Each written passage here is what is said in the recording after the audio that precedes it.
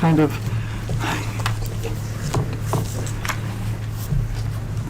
I find that a little bit amusing. Yeah, it's interesting. So I mean, there's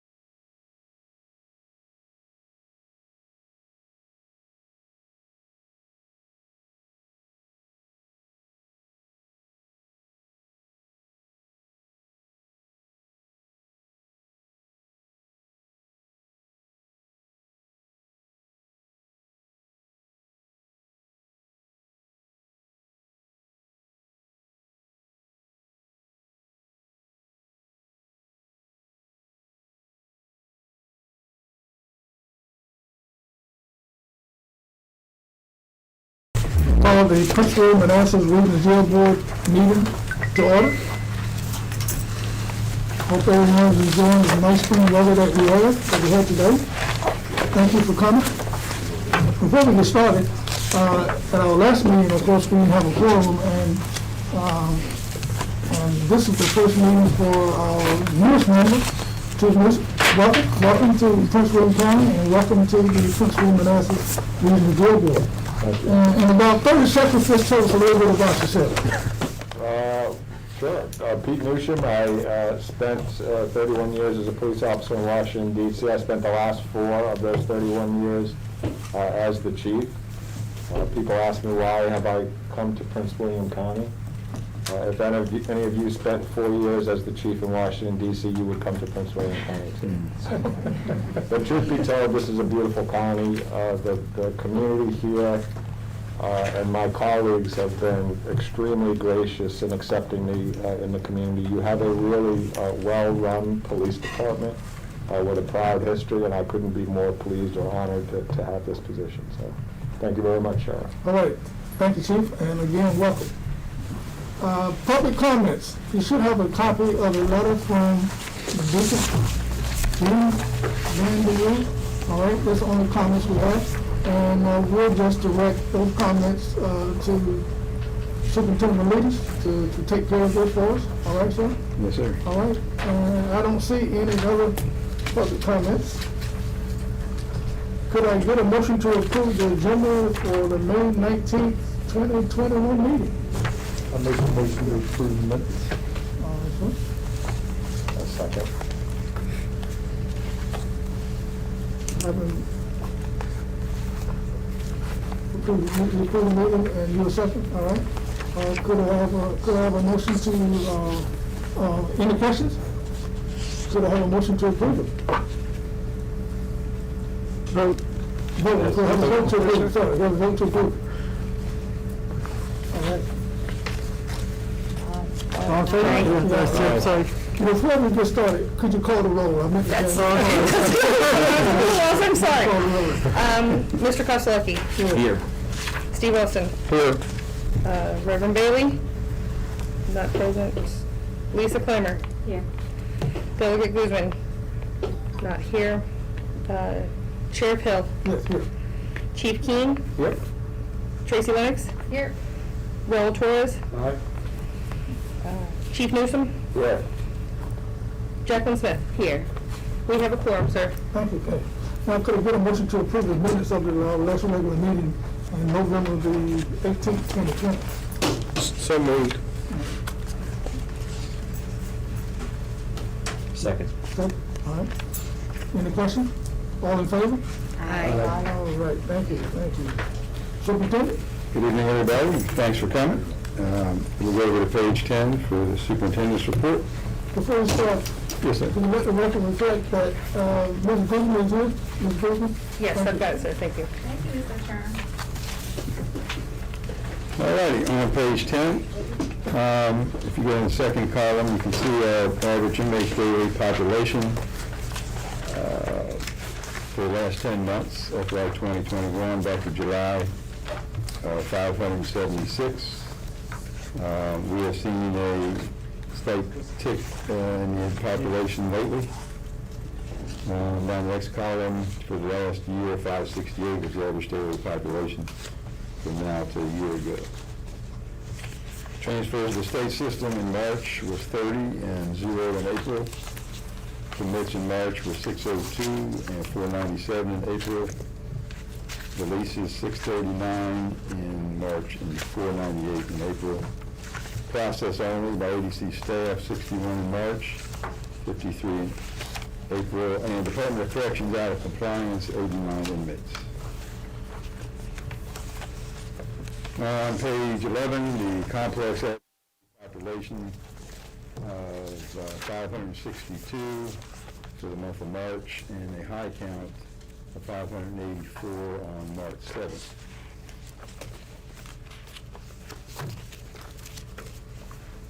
For April, complex average daily population of 568. I'm sorry, 555, high count of 568 on April 25th. That's for the entire complex here. And on page 13, the historical data, we're talking about the 10 months of 576 as an average. And of course, all the way down the bottom of FY 1983 of 178.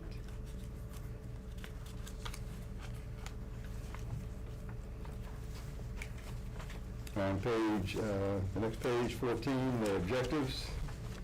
Of course, we are partnering with the county on NeoGov Human Resources Initiative, which enhances our hiring process through advertisement.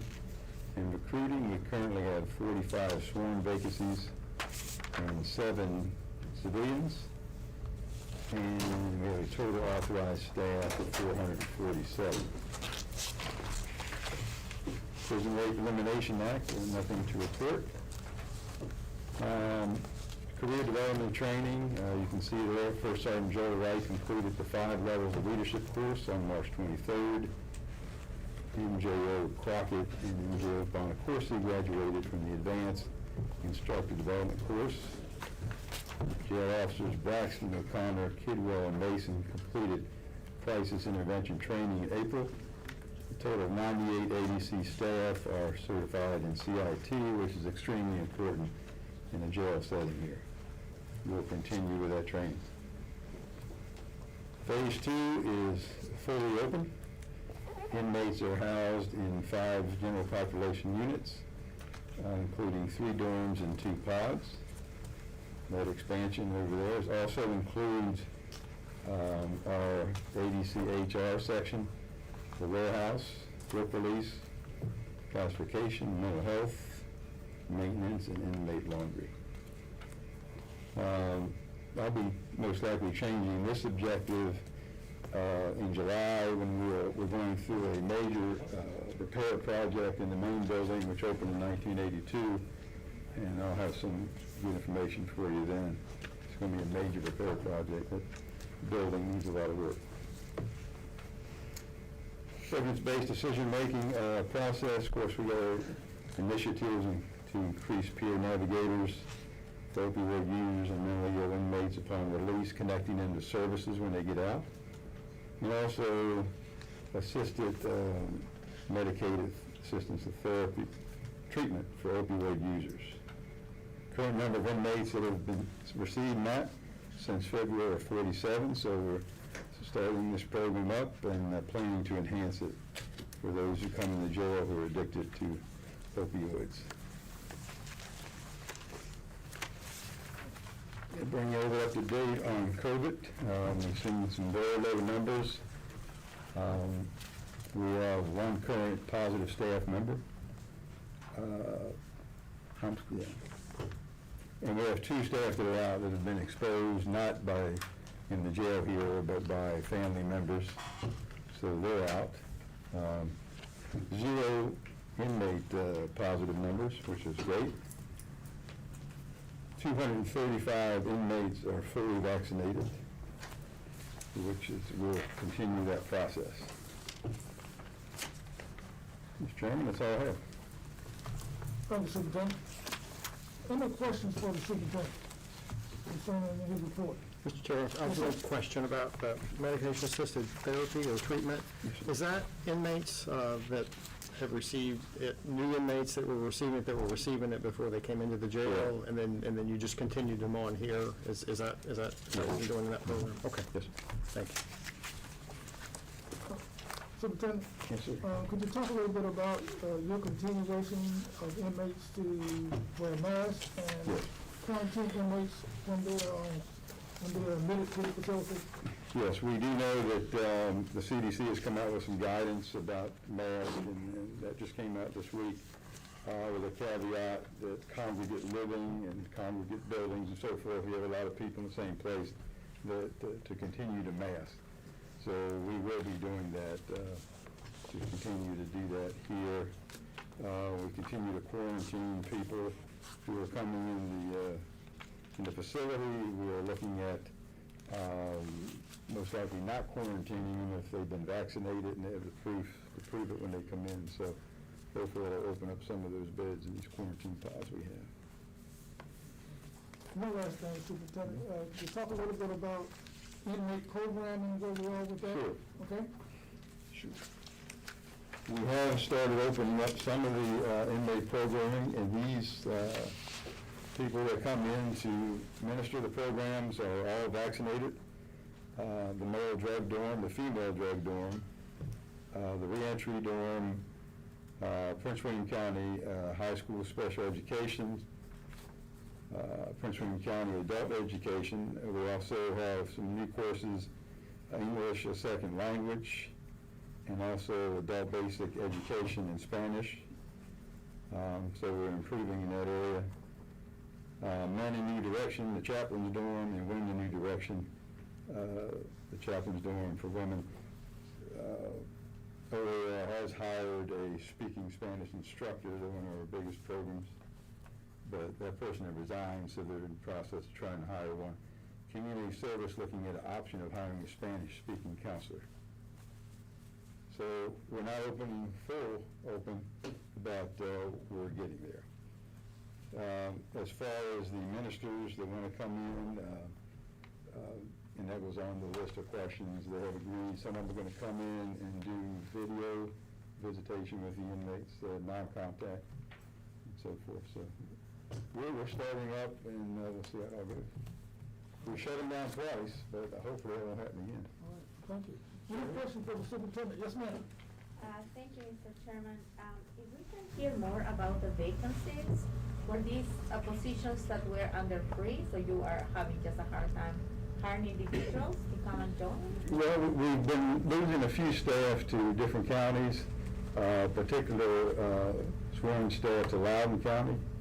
Their starting pay is about $60,000 a year, and they can get up higher, based on their experience too. So we have lost a few there. Mr. Chairman, may I ask a follow-up? Please. Sure. So is there anything that, we could do to be competitive to other Northern Virginia localities so we don't lose our talent? The staff turnover is a concern, and it's not something new to Prince William County, where many people come and get experience here and then go outside for a high-paying job. So I believe, is there anything that we could do to help you you know, to go and lobby at the board to, I mean, I know there was a study also for, a market research, just to see what other localities are doing.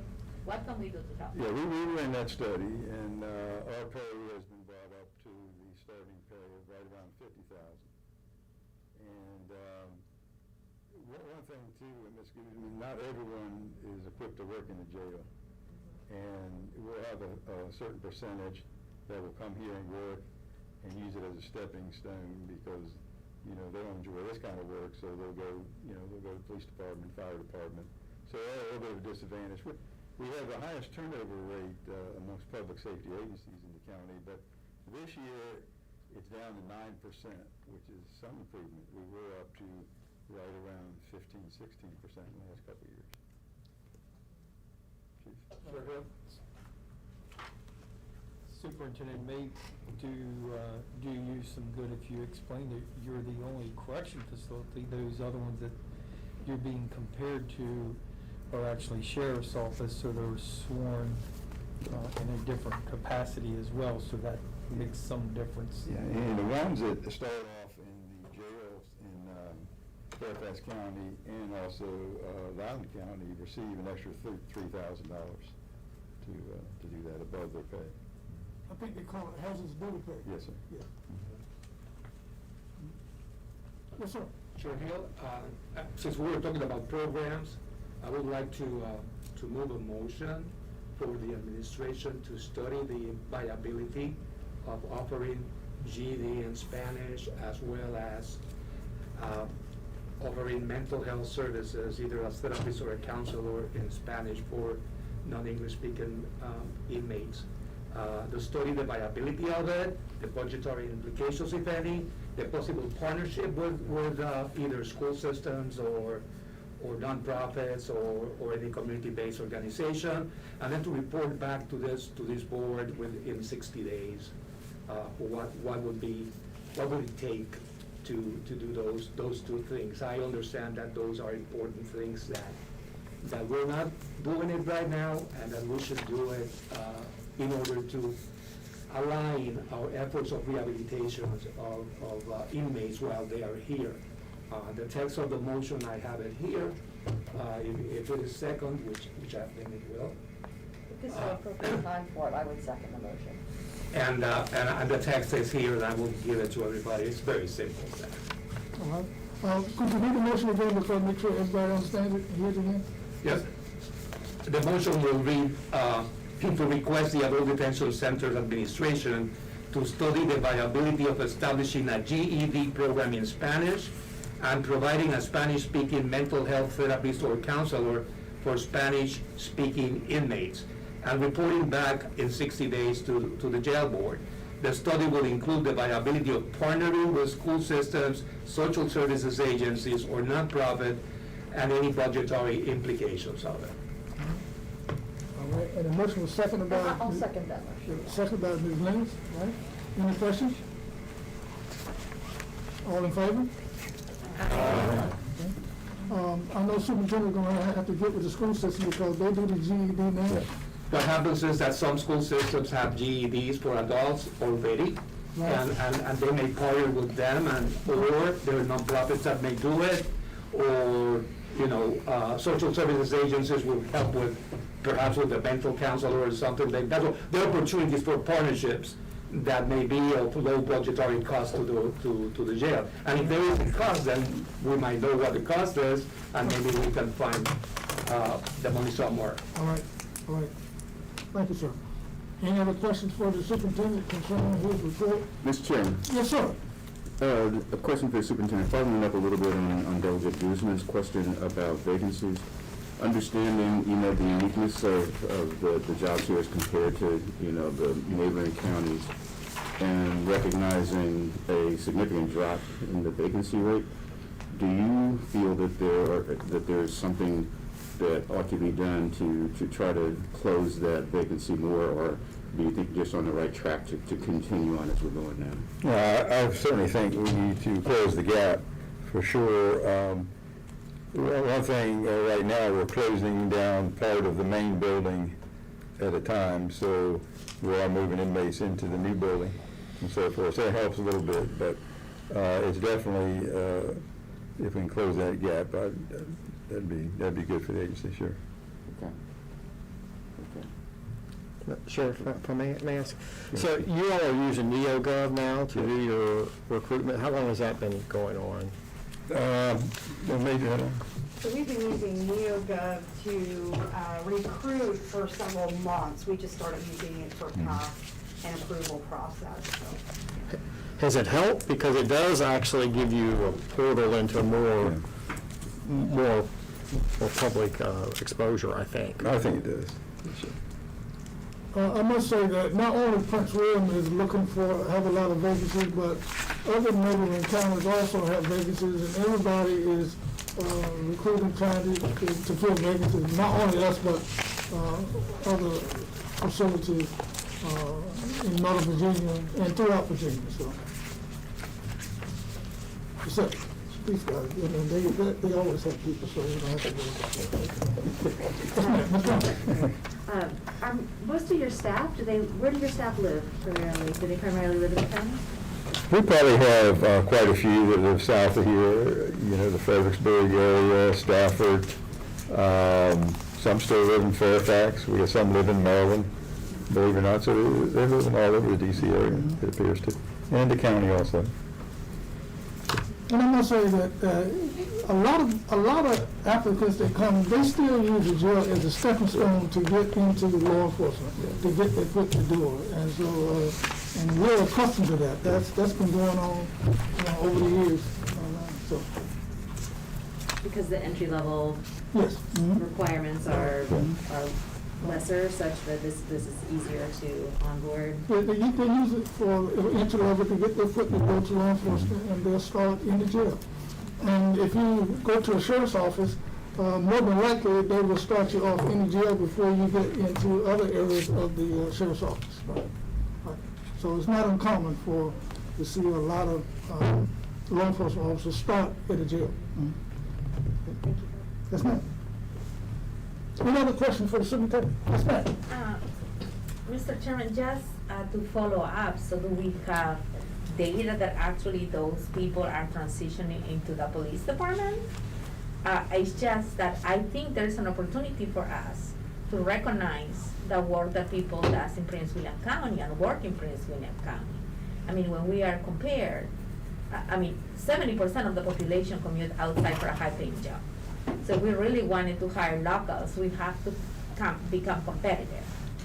And if we, as the superintendent was saying, when we were talking about compared to Loudoun, compared to Fairfax, you know, many of us, you know, can tell stories for people that have been living for a while.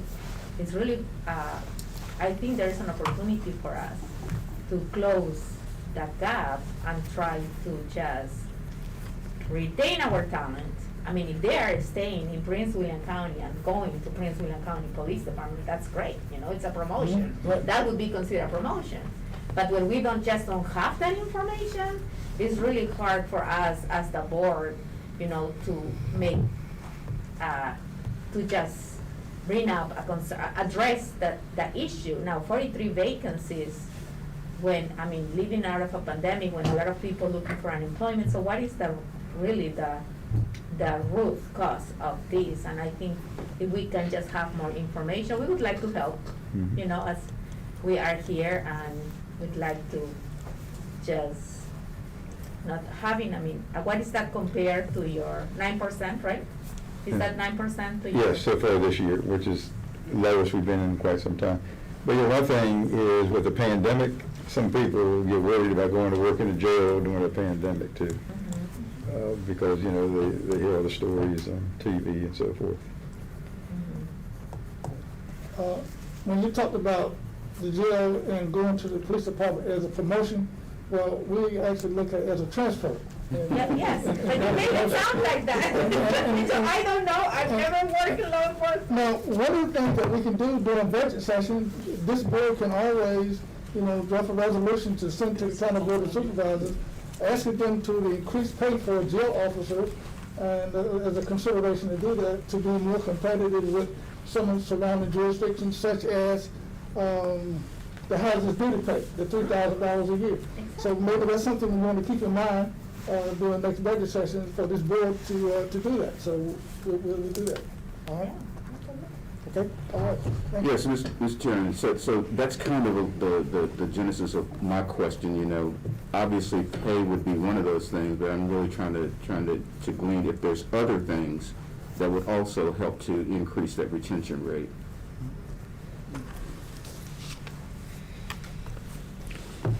One thing we do have here that people really like is the 28-day work cycle of the 12-hour days, 2 on, 2 off, work every other Friday, Saturday, off every other Friday, Saturday, Sunday, and be off the 3-day weekends every other week. That is a good incentive we have here. And that's unique to... Well, a lot of jails have gone to that, yeah, but that for sure is an advantage. But In fact, we were one of the first jails to go to that. Yeah. Yes.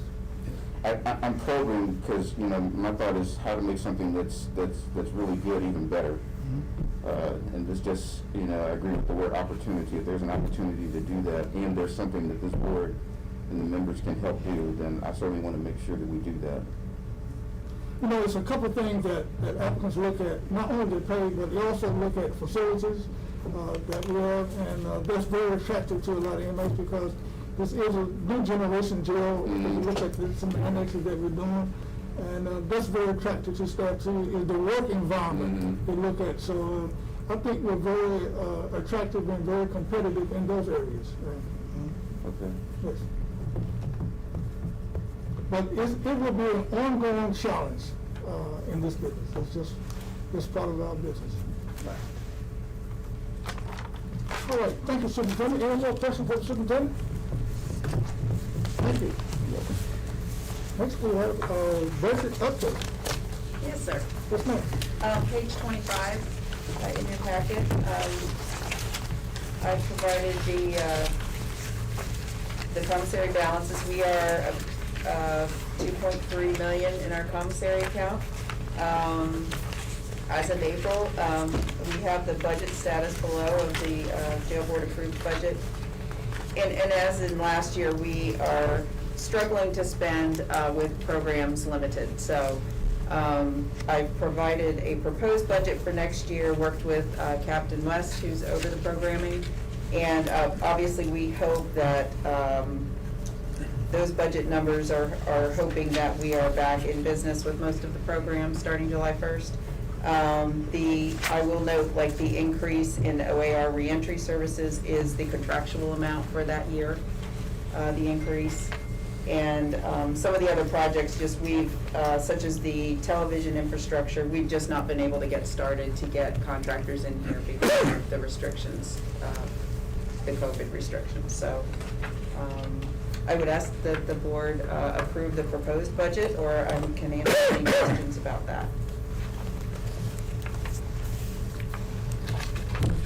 Carol, do you need does the county allow you to carry over those funds, or?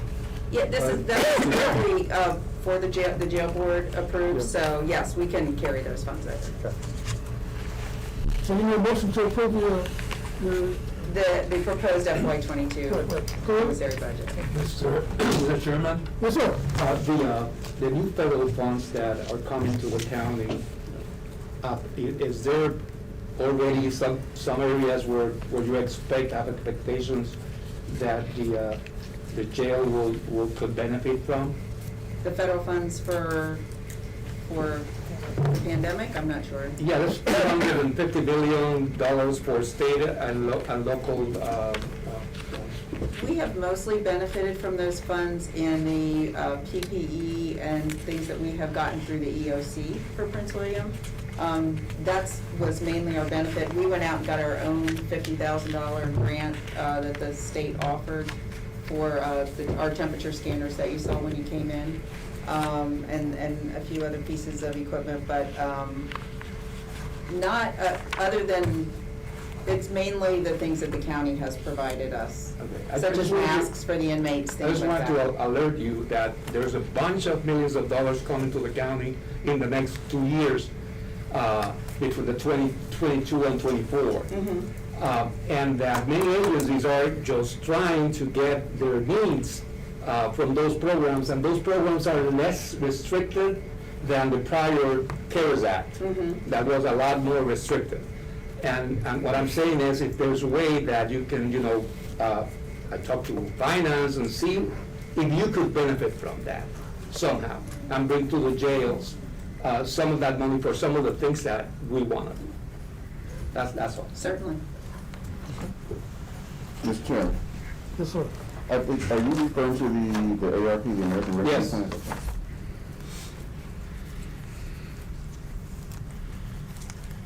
We have a motion to approve the commissary budget.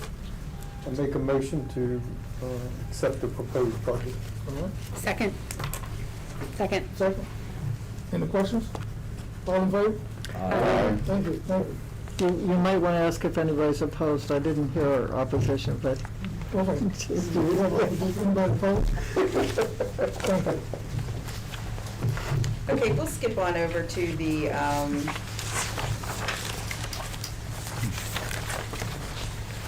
revenue budget, 2 pages. So this year, we are anticipating a shortage in revenue as we did last year, as most county agencies. Our inmate count being down hurts us on our inmate revenue. The other revenue that is down is our revenue from other localities, mainly the state. We were able to reduce that. We anticipate now only about a $200,000 shortage from the state.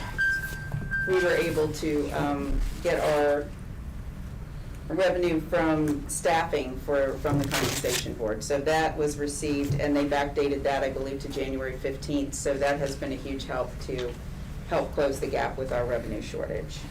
Manassas right now is at 10.4%. They're budgeted at 11%. I suspect Manassas may get a good size refund this year, but we're working those numbers out right now. And then on the next page are on the expenditure side, we do anticipate being over our salary budget. We did get quite a large budgeted salary lapse of $2.8 million. Money to save off the top, even with the vacancies, we still anticipate being slightly over. But we should be able to cover our revenue shortages and our salary shortages with the remaining funds in our operating budget. And that's all I have. I also did hand out, I apologize, the fiscal year 20 final, since we haven't met. And that was again, a shortage of revenue, but nothing really notable. We did end up with the city had 11.3%, which is close to the budgeted amount, and they are paying us a small refund of, with a true up of $41,473 from Manassas to Prince William. So that's all I have, unless anyone has any questions. Thank you, Matt. Any questions concerning budget presentation? All right, thank you. Moving right along. Next, we have the election of jail board officers and appointment of jail board secretary. Are there any nominations for the position of chair? I nominate the sheriff. I'll second that. Is there a motion that the nominations be closed? I'll make that motion. So moved. Okay. you might want to just vote on that. It's, you can vote on that and then vote for acclamation, approval of the sheriff as chair. Sir? The closing or the? We can do both, since there's only one nomination. Right, all right.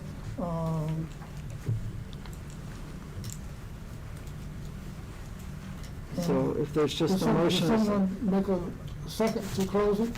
I did. Yes, right, okay. Any questions? All in favor? Aye. Any opposition? All right, thank you. Is there a nomination for the position of vice chair? Well, I'll nominate Chief King. Second. You have a second. I have a first. All right. Is there a motion that the nomination be closed? So moved. Second. Second, all right. All in favor? Aye. Opposition? Thank you. Now we move to the most important part of this process. Is there a motion for Sarah Hanley, the ADC Administrative Assistant, to be appointed as secretary? Could I get a motion for that? So moved. Second.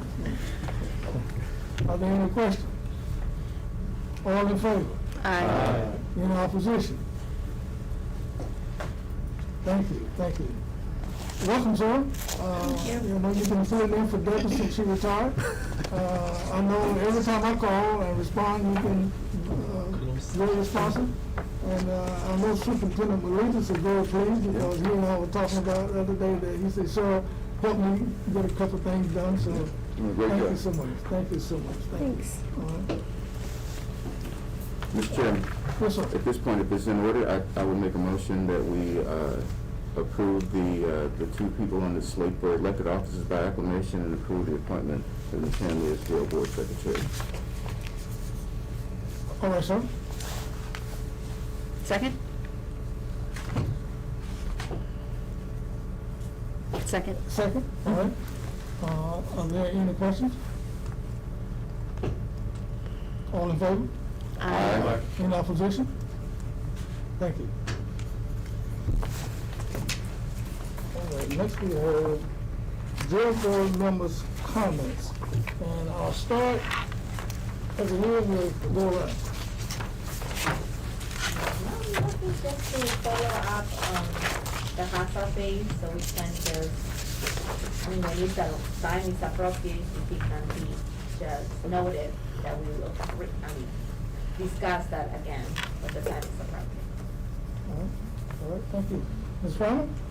This is something maybe for down the road a bit, but I'm sure many people here are aware that a few years ago, the GED testing service developed a new and much more rigorous version of the GED test.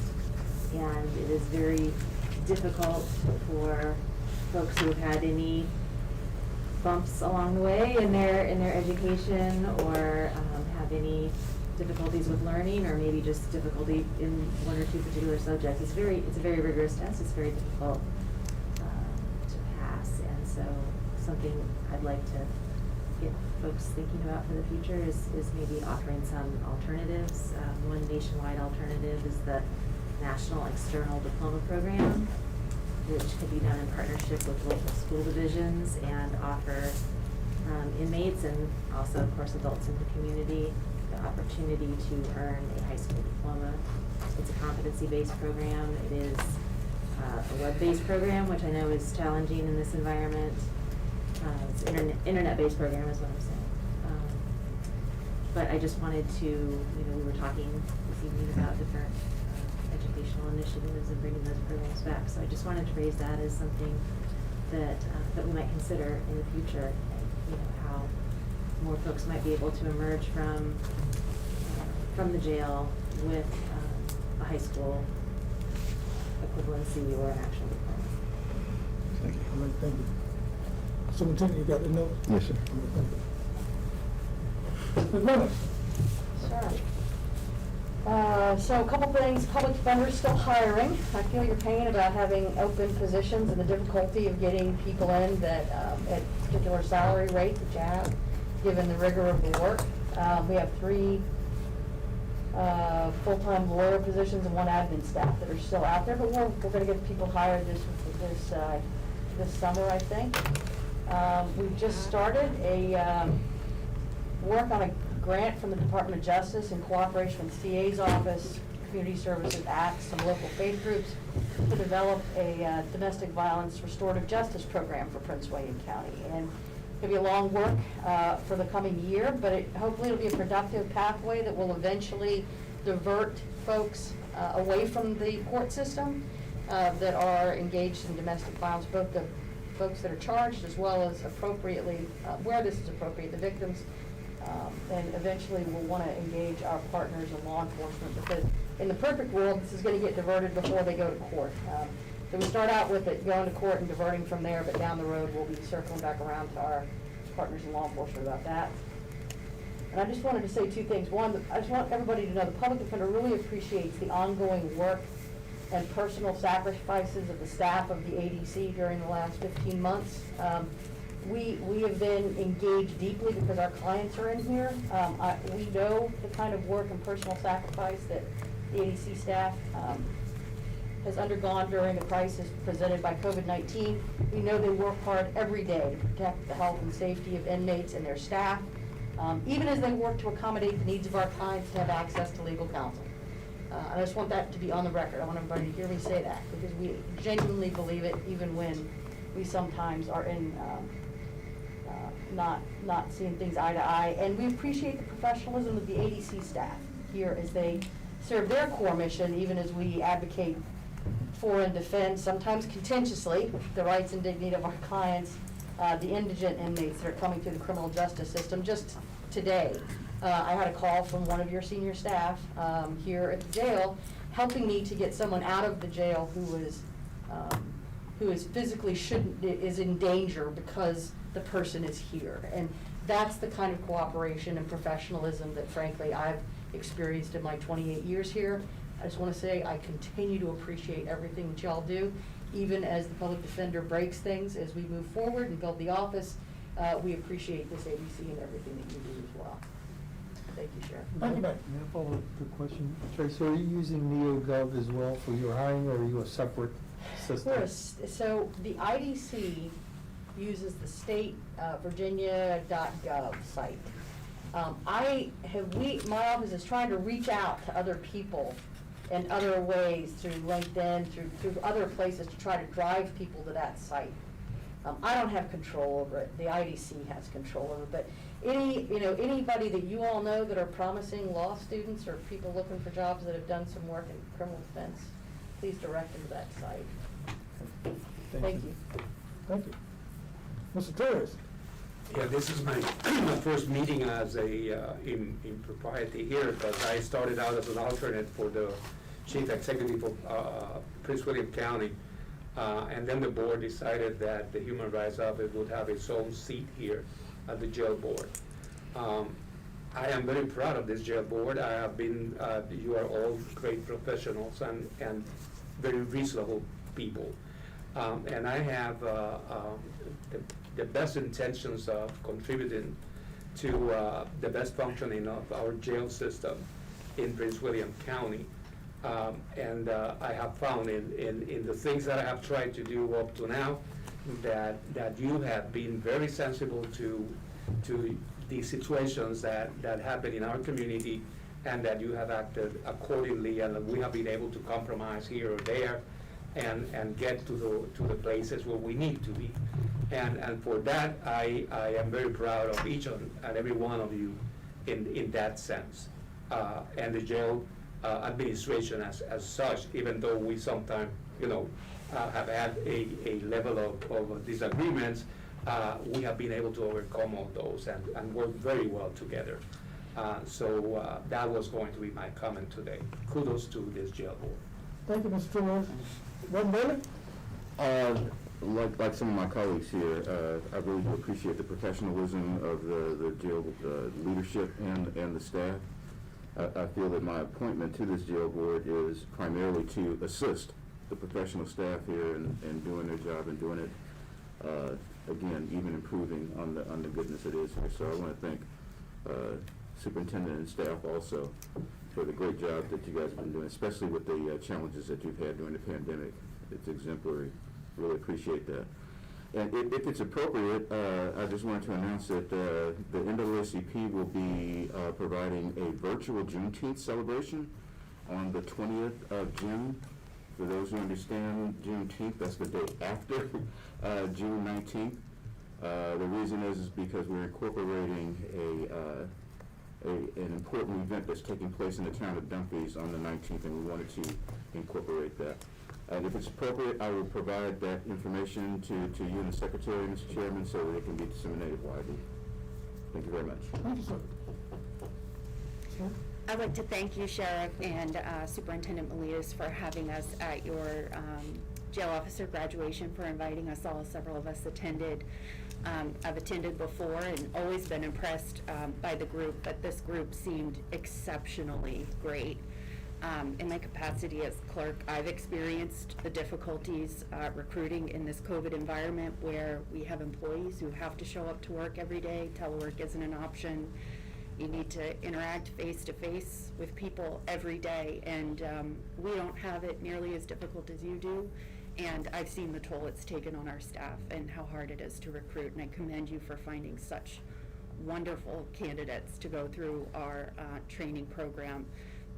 The speaker this year was phenomenal. I thought there was such personality in the group, and they all seemed really happy to be here and to work for our system, and it made me excited about the new class. Sure. One thing in relation to what you're saying, we have an advantage here because we do our own hiring and we do our own training here, which we're the only jail in Virginia that does that. So our instructors who do the training and in-service and jail basic, they know the philosophy, they've worked here for several years, they know what we want done, and they do a great job. But when we talk about the $3,000, I think this year and last year with COVID, there's no doubt that working in a jail that the staff does every day, 24/7, they don't complain, they don't call in sick, they come and do the job, and they know what they're facing, because jails are a breeding ground for COVID, and they don't blink an eye. They deserve it. Absolutely. Well, they all seemed very bright, strong mentally and physically. It made me really excited for this class. It's amazing. Yeah, yeah. And then also to congratulate Major, no? Oh, okay, Major Lambert, for her election to be the leader of the, I don't know the name of the group, but the jail professionals in America. I think it really speaks so highly. I mean, I already think the world of you through our work on EBDM, but it speaks so highly that your peers would elect you to such a position. It really makes me proud to say that you're a part of our organization and that I get to work with you, so congratulations. That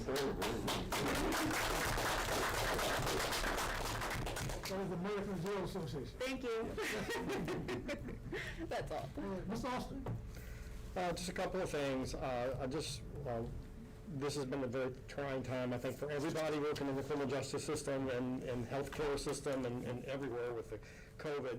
The ADC has really, not only has it done a great job of keeping its employees and its inmates safe, it really has worked well in partnership. And I've said this before, but I just want to say it again because we're kind of hopefully going into the post-COVID time soon. They have made things work well for a lot of the partners here. For my staff who go into the jail and interview inmates so that they can get a fair bail hearing and get out of jail if they're eligible to get out, they've allowed access for my staff and have helped us and kept my staff safe by shuttling paperwork and by arranging alternative ways for us to meet with the inmates.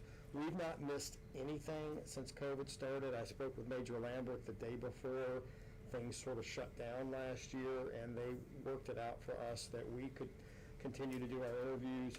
There are other jails that still don't have my people going in the jail, which means people are not really getting the access they need to get to a good bail hearing, and that really is important in how the system works. So I just wanted to commend the ADC staff for their understanding of what we do as a system. it's been very, very enlightening to see what's, the partnerships that we have built over the years and how it really did shine in this past year. And the other thing I wanted to say related to collaboration is you all know about evidence-based decision-making to some degree and the work that we've done over the years. And there was a mention about diversion and some things that Ms. Lennox talked about. We have a meeting next week that was brought on by the General Assembly that had some budget language to look at pretrial diversion and to see how that might be able to work into our system. And so we're meeting as a stakeholder group with EBDM next week with some folks from that state committee to inform that, and hopefully that's another avenue that we can keep low-level offenders out of the jail. And so we'll be keeping you informed of that, and if we'll be part of that. I think what they're looking at doing is maybe informing the General Assembly to do some pilot programs. And I think with the work that we've done here in Prince William, that we would probably be a great candidate for that. So, thank you. Thank you, sir. Mr. Konsolewski. Yes, thank you. On behalf of the Commonwealth, we also are very proud of the jail and the job that folks have done over here. I can't say it more eloquently than has already been said, but we are very proud, and we're actually having some of our newer staff sign up for tours. Major Lambert's been very helpful about that. We've got some of the new people who haven't been through the jail and seen what happens where everything takes place. So we're going to resume tours, and we're happy to be a partner. Thank you. Thanks. Chief? I'm going to build on Lisa's comments. The city is making a push for the GED programs in our community as well. Colonel, maybe as we look at this over the next year, if we possibly get a success rate and failure rate to come back to us as we explore alternatives, and I'm sure my counsel will be asking either myself or Lisa that question eventually of what we're doing and what the success rate there is. Sure. Thank you, sir. Thank you. Thank you. Chief Newsom?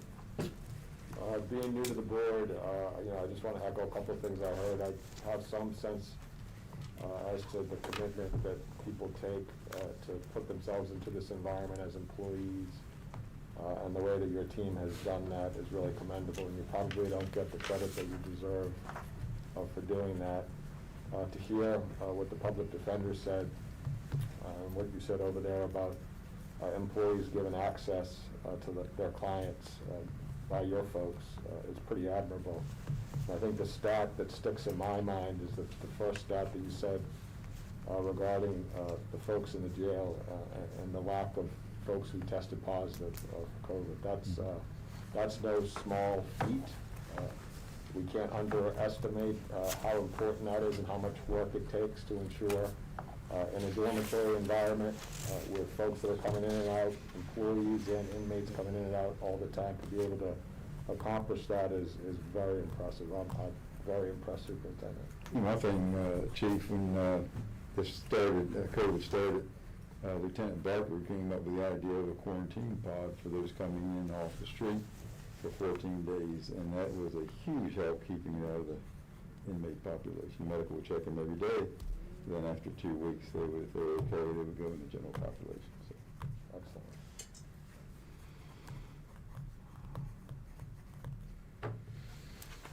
excellent. Thank you, Chief.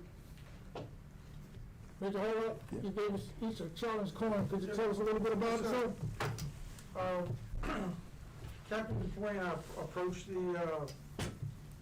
the contractors and the engineer firm to ask them to purchase a coin to commemorate the opening of Phase 2. That coin was designed by Captain DuPuis and myself and the construction company and the architect to pay for it. So we got one for each one of the jail board members, plus all of our staff. Thank you. it's a lot of time. Business communication to you on the public, and there's a place that serves libations. If I pull this out and you don't have yours, that you owe me something. Thank you, board members, for putting the trust in me to be your chairman for another year. I have absolutely enjoyed coming over to the jail and talking with the superintendent and staff about operations here, and just to stay in contact and make sure that anything anything that I need to report to the board, I will, as I visit the facility. I'll be glad when things open up, so some of the new members can come to the jail and look at how the jail is operated. I don't know how many of you have been inside the other jails to look at it, but every jail you go in is different. It's different. There's something about a jail that's different from other jails, and we set ourselves apart from a lot of facilities. And I think the one thing that makes us set apart from other jails are the programs that we have here. The programs, to me, not only they help the inmates, but also help the staff that works here a lot. And it's such a good working environment because it makes it safe when you have good programs and inmates participate in them. And the superintendent will probably tell you of the hundreds of people, the volunteers that come into the jail. Some jails won't allow that many volunteers to come in because of the conditions. But in Prince William County, we have, how many? 400 volunteers. 400 volunteers that come in, and And they come I in. think that's very good. Superintendent evaluation is due. Based on the comments that I heard tonight, it would be a good night to do his evaluation, but we will do it at our July meeting, and we make sure, hopefully, superintendent, everything goes well, just like it's going for the next couple of months, so that we get your evaluation done. I will prepare the evaluation and bring it to staff, and it will be based on his comments that he made tonight about some of the things that have been happening in the jail over the last year. So I'll make sure that it covers. If anyone has any ideas, you make sure I have an evaluation, please give me a call. But I'll make sure to incorporate any of your comments, and a lot of the comments that were made tonight will be in the evaluation. So, Superintendent, we look forward to doing that at our next meeting. Thank you. All right. Next, we need to, Superintendent, Ms. Crown and myself, we serve as committee to look at, to actually to advertise for legal counsel for the jail board. That process was complete, and I guess Ms. Penbeck does such an outstanding job that no one actually submitted any kind of bids or anything to Ms. Penbeck. So everything was accepted by Ms. Penbeck. It went through the county purchasing department. They approved it, and they gave us the authority to award Ms. Penbeck another contract to be the jail attorney. So thank you, Ms. Penbeck. Congratulations. Any comments from you, ma'am? No, sir, other than I am glad to be able to continue to work with such a great organization. Thank you, ma'am. Next on the agenda is, we have a closed session tonight. Yes, sir, we do. If I might read the resolution and then you can ask for motion and second, sir. Whereas the Prince William-Manassas Regional Jail Board desires to discuss in closed meeting the following matter. One matter involving records compiled for use in closed meeting, records of persons imprisoned in penal institutions, personnel information and performance of specific employees, and legal advice related thereto pursuant to Virginia Code Sections 2.2-3711A1 and 8, and 2.2-3705.1 and 5, 3706B4. Such matters may occur in closed meeting. Now therefore be it resolved that the Prince William-Manassas Regional Jail Board does hereby authorize discussion of the aforesaid matter in closed meeting. And if I might have a motion and second, Mr. Chairman. I make a motion to move to closed session. Second. Any questions? All in favor? Opposition? Thank you.